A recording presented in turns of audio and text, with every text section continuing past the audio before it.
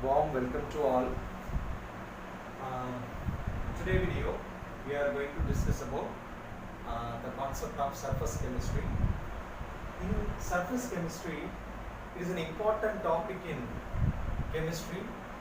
There are a lot of questions will ask from this area, surface chemistry, which covers adsorption, catalysis and colloidal state. An important portion of surface chemistry is adsorption. Today we just see about introductions of adsorption. Adsorption is nothing but the accumulation of molecular species at the surface of the rather than in the bulk of the solid or liquid. Suppose you are taking a solid piece or a liquid piece. I just take an example of a dye solution. A dye solution. The dye may be red color or blue color, whatever it may be. To this dye solution, I just add a charcoal powder. This is, you just think is a charcoal powder.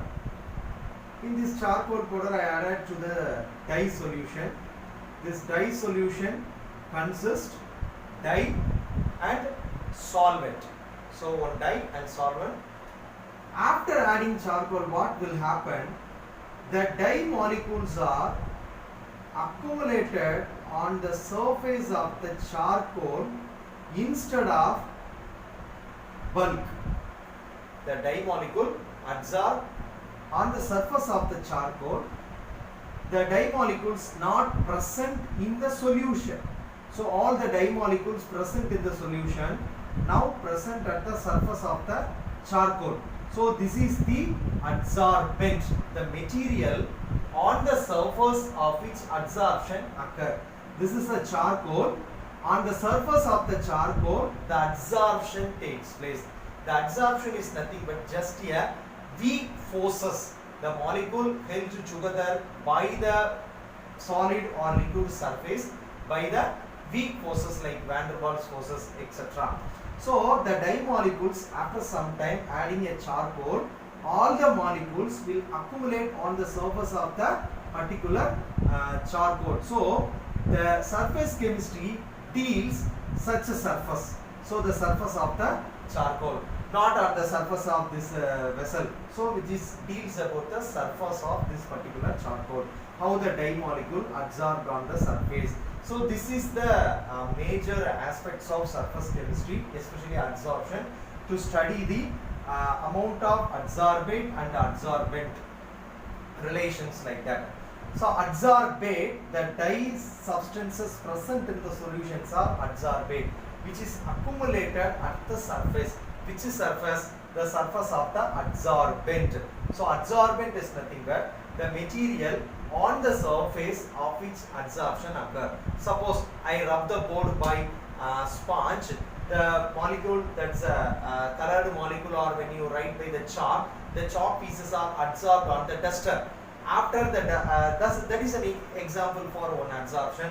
Or the pieces of the chalk pieces, that's dust particles, are almost they accumulated on the surface of the floor. So this is an example for adsorption. So the floor is nothing but your adsorbent, your chalk dust particle is adsorbate, which is equivalent to here the charcoal molecule is the charcoal, that is a carbon particle, which is adsorbent. The dye substances present in the solutions are adsorbate. So adsorbate is nothing but the substance which is going to accumulate at the surface of surface. Whereas adsorbent is nothing but the material on the surface of which adsorption occurs. In this example, the charcoal particle is adsorbent, the dye substances are adsorbate. Okay, so now the accumulation of the molecular surface. So here the accumulation takes place where the molecular species surface or the surface rather than in the bulk of the solid or liquid. This is bulk. Okay, the bulk solution is the bulk. Now the dye particles are not present in the bulk, they are present at the surface of the particle. So the substances, the absorption takes place at the surface of the molecule than in the bulk, which is also called as a interface. Interface means that a solid particle is your charcoal and your solution is your dye solution. The surface of your charcoal is interface. So the at the interface, the accumulation of particles takes place.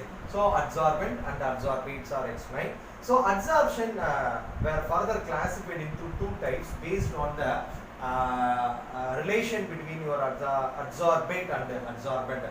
How the interaction between your adsorbate and adsorbent present in the particular bulk solution. We classify the adsorption as two types. One is physical adsorption, another one is chemical adsorption. How they are differentiated and how they are characterized. Physical adsorption is a weak adsorption, chemical adsorption is a little bit strong adsorption. Here the adsorbate molecules are accumulated at the adsorbent. The adsorbent, that is your charcoal molecule, keep that particular adsorbate by the weak van der Waals forces, hydrogen bonding like that. Suppose your dust particles present on the surface of the floor is weak forces.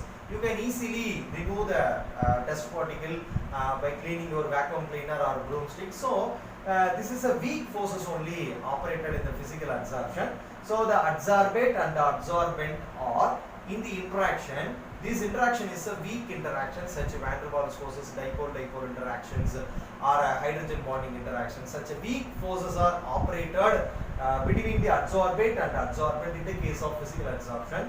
Whereas in a case of chemical adsorption, the chemical bond is formed between your adsorbent and adsorbate. Especially this is all explained your catalytic action.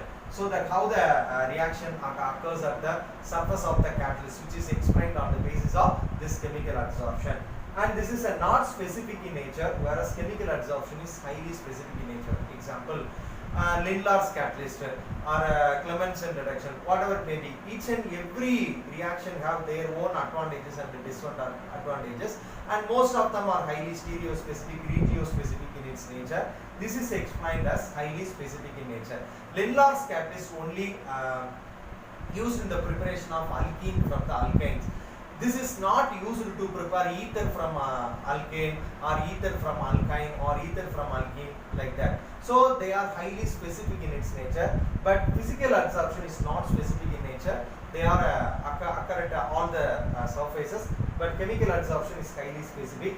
Physical adsorption is highly reversible in its nature. Example, I am told that dust particles present at the floor or the surface of a wall, you can easily remove by just using a broomstick or by using the vacuum cleaner. These are all reversible processes. First it's adsorbed, now I can desorption takes place. I remove from the particular surface. So it is a reversible process, but the process is irreversible.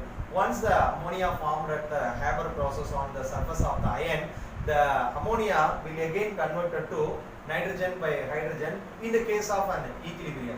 Suppose in the case of a Lindlar's process, the alkyne converted to alkene, again the alkene cannot convert to alkane unless otherwise by supplying the hydrogen. By make a condition is different. So this process is irreversible in its nature, whereas physical process is reversible in its nature. Decreases with increasing temperature. When you increasing the temperature, the physical adsorption is almost keep on decreasing, which can be explained with we will discuss this particular temperature effect in the factors influencing surface adsorption. Whereas in chemical adsorption, which is increases with increasing temperature, multi-molecular layer is formed in the physical adsorption. Suppose a dust particle is deposited on the wall or floor is keep on increasing. The layer by layer is formed. Daily the dust particle is deposited on the surface of the wall or the floor, whatever it may be. Here the multi-molecular layer is formed. Whereas in the case of chemical adsorption, it is a unimolecular layer. Only a reactant layer is reactant molecule only adsorbed on the surface of the catalyst. So the again another reactant molecule will adsorb at the nearby site, not on the same of the already the reactant site which is occupied, but the physical adsorption takes place like that. Chemical adsorption is a unimolecular layer, whereas the physical adsorption is a multimolecular layer, and enthalpy of adsorption is low in case of physical adsorption, whereas enthalpy of adsorption is very much high in the chemical adsorption. So this is a very basic things you have to learn. What is adsorption and what is physical adsorption, chemical adsorption, and what are the types and how they are differentiated. This is the just introduction about your adsorption. In the next classes we will discuss about factors affecting the adsorption, etc. Thank you.